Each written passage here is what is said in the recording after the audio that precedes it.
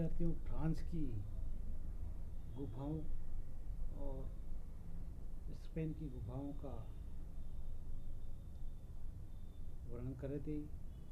यूरोपीय चित्रकला के इतिहास में इन गुफाओं का महत्वपूर्ण स्थान है। इसी कड़ी में आज इटली की गुफाओं का वर्णन एवं चर्चा करेंगे। इटली में कई सारी गुफाओं का निर्माण हुआ है और उसमें चित्रण भी हुआ है। इनमें मुख्य गुफाएं निम्न प्रकार हैं। पहली है लीवांजो, दूसरी है रोमानेल्ली। लीवांजो का निर्माण 1950 में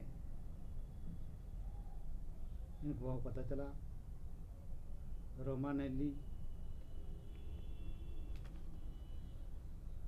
और एदोरा की गुफाएं। अंत में चौथी है निसेमी की गुफा। इन गुफाओं का पता चला है। लीवांजो की गुफा इटली में फ्रांको कैंटाब्रियन क्षेत्र या इस शैली में अंकित गुफाओं की खोज सर्वप्रथम 1950 ईस्वी में लीवांजो नामक द्वीप में उत्कीर्ण गुहा चित्रों का पता चला। यह द्वीप सिसिली के किनारे से कुछ दूर पश्चिम में है। गुफा के मध्य में स्थित आकृतियां पर्याप्त सुरक्षित हैं। इन पर गहरे रंगों की ओप चढ़ी हैं।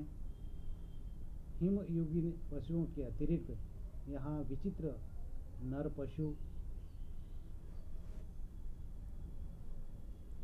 आदि की आकृतियां भी अंकित हैं। संभवतः ये मनुष्य छद्म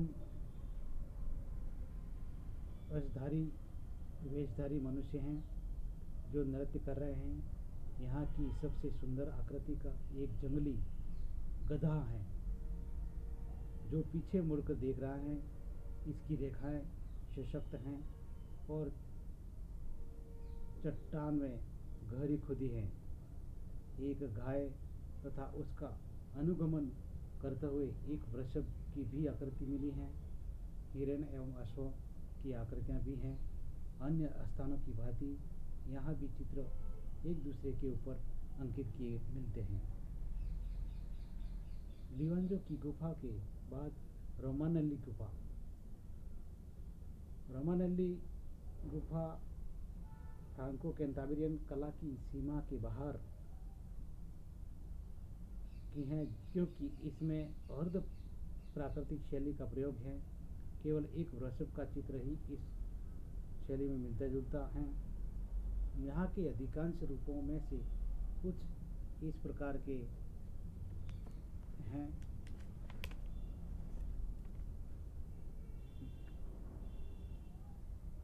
अलंकृत नारी आकृतियाँ, ज्यामितीय अभिप्राय, समांतर रेखाओं के समूह एवं सीढ़ीनुमा रूप, इनका संबंध फ्रांको कैंटाब्रियन क्षेत्र की प्राचीन पेरिगार्डिन कला से जोड़ने का प्रयत्न किया गया है।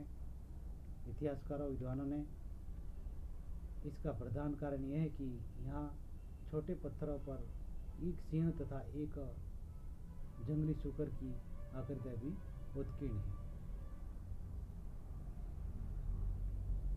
अगली है एडोरा की गुफाएं। इन गुफाओं में यहाँ की एक छोटी सी गुफा में अमेरिकी सशस्त्र भंडार था। एक दिन इसमें सहसा विस्फोट हो जाने से दीवारों पर जो प्रस्वेद का कड़ा असर था उखड़ गया, गिर गया और नीचे से बड़ी सुंदर उत्कीर्ण आकृतियां निकल आई। शैली की दृष्टि से ये लीवांजो के निकट हैं। अश्वों तथा हिरणियों के अतिरिक्त यहाँ मानवाकृतियों का भी बड़ा जीवंत प्रमाण है, चित्रण हुआ है। ये नग्न हैं तथा कुछ लोग मुखड़ा पहने हुए हैं। दो व्यक्ति कुश्ती लड़ रहे हैं प्रतीत होता है।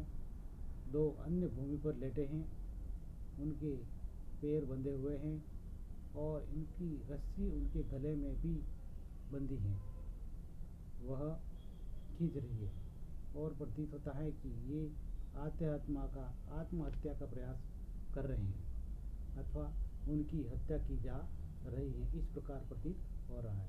यहाँ की पशु आकृतियाँ मैगडेलिनियन युग की हैं, किंतु मानवाकृतियाँ पूर्वी स्पेन की शैली में बनी हैं। अंतिम में निसेमी की गुफाएं। यहाँ अंकित पशु चित्र एडोरा शैली की तरह बने हैं। अश्वों तथा जंगली वृषभों के चित्र भी हैं, जिनके सींग ठीक परिप्रेक्ष्य में अंकित हैं। इससे यह अनुमान होता है कि ये चित्र मैगडेलियन युग के हैं। फ्रांस, स्पेन तथा इटली की कला का उपयुक्त विवरण हिमयुगीन मानव की विकसित कला के प्रमाण हैं। इस क्षेत्र की वनस्पति तथा पशु पक्षियों में नवीन जातियों का विकास हुआ और मानव के निवास की नई परिस्थितियाँ उत्पन्न हुई। गुफाओं के प्राकृतिक वातावरण में रहने की आवश्यकता समाप्त हुई। प्रकृति के उपद्रवों के कारण गुफाओं के द्वार बंद होने लगे, उनमें छतें आदि गिरने से मिट्टी भरने लगी और अनेक गुफाएं इस प्रकार या तो नष्ट हो गई या उनके मार्ग अवरुद्ध हो गए। मनुष्य उन्हें और उनकी कला को भी भूल गए। पिछली शताब्दी में सहसा ही वे मानव की आँखों के सामने पुनः प्रकट हुई। आज फ्रांको कैंटाब्रियन युग के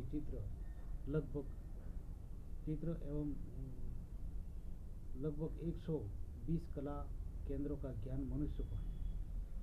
इनमें आरंभिक पुरापाषाण युग के सभी गुफाओं के केंद्र सम्मिलित नहीं है। अनेक केंद्रों का विवरण अभी शेष है। विद्यार्थियों, इस प्रकार इटली की कला का वर्णन हमने